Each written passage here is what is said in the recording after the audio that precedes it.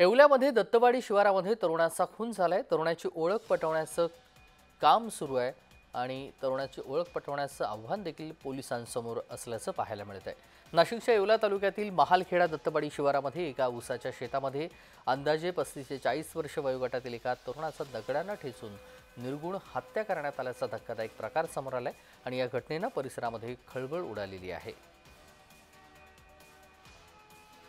या घटनेबद्दल पोलीस तपासानंतर अधिक माहिती समोर येण्याची शक्यता आहे।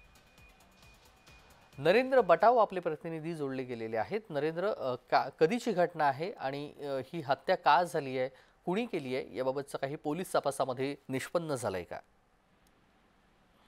नक्कीच तेजस, आपण बघितलं तर एवढ्या तालुक्यातील मालखेडे शिवारामध्ये उसाच्या शेतामध्ये एका तरुणाचा दगडातून हत्या केल्याचा प्रकार समोर आला असून त्यावेळी सकाळच्या वेळेस काही शेतकरी तिथून जात असताना याच प्रकार बघितला. त्यांनी त्वरित पोलिसांना सांगितले व पोलीस आता घटनास्थळी दाखल होऊन या तरुणाचा सध्या ओळख पटलेली नसून त्याची ओळख पटवण्याचे काम पोलीस करत असून ही हत्या का करण्यात आली याचा देखील तपास पोलीस करत आहेत।